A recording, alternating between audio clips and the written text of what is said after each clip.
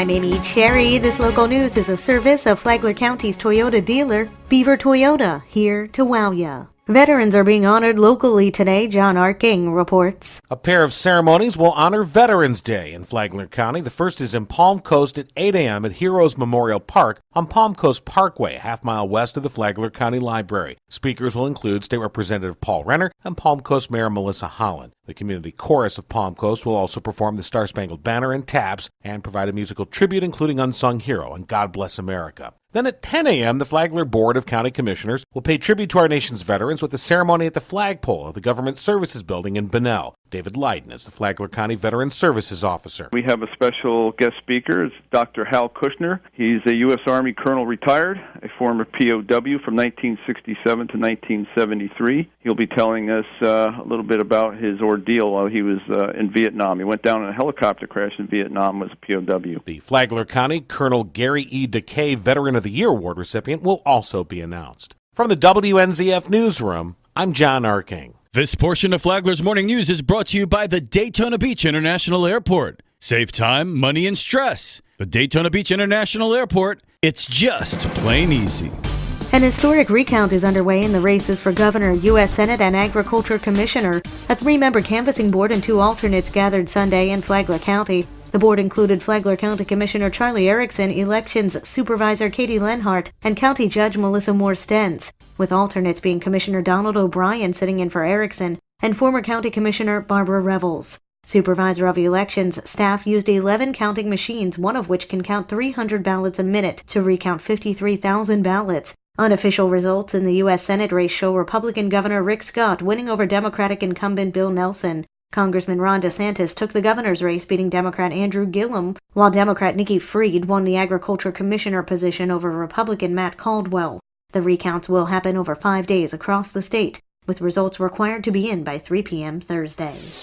Shots fired at a deputy lands a man behind bars for 25 years. Tony Magoo has more. Sheriff Rick Staley was present in the courtroom on Friday afternoon while Philip Hare Jr., 21, accepted a plea deal to spend the next 25 years in prison for attempted second-degree murder of a law enforcement officer, aggravated assault on a law enforcement officer, 2 counts of aggravated assault with a deadly weapon and carjacking with a firearm, and burglary with a firearm. If you shoot at one of my deputies, you'll pay a heavy price. While I would have preferred a sentence of life in prison, which he was facing, I believe justice has been served, Staley said. I was just happy we did not have to bury a deputy sheriff or anyone else because of his violent acts that day. Hare must now serve a mandatory minimum sentence of 25 years in state prison for the charges of carjacking with a firearm, burglary with a firearm, and attempted second-degree murder of a law enforcement officer. Once he's released from prison, he'll begin 10 years of supervised probation, and his driver's license was also revoked for life. For Flagler's Morning News, I'm Tony Magoo.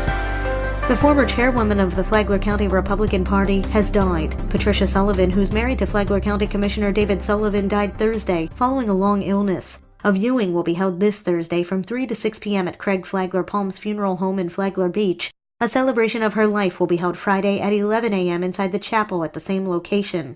The Reverend Harry Gilman will preside over the service. Burial at the Jacksonville National Cemetery will be private. Donations can be made in her name to the Florida Hospital Flagler Foundation. Sullivan had been a resident of Palm Coast since 2001. She leaves behind 2 children and her husband, of course, a Flagler County Commissioner. In addition to leading the local GOP, she also was a master gardener and active with Flagler Volunteer Service. Patricia Sullivan was 78. He says Flagler County is not business-friendly. That's why newly elected 4th District Flagler County Commissioner Joe Mullins says he wants a new county administrator. Mullins said that he talked with several people who said similar things. They want a new image and a new approach to government. I absolutely am looking towards a new vision and a new administrator. I've actually approached the county my company has on developments years ago, and it's just not the atmosphere that is friendly, and I think it's time to go a new direction. Mullins said on WNZF's Free for All Friday that he talked with the heads of cities in the county, and he's impressed with their either new or recently new leadership. He said that while it'll be up to a vote of all 5 commissioners, he wants a new administrator. From the WNZF Newsroom, I'm Deb Albertson.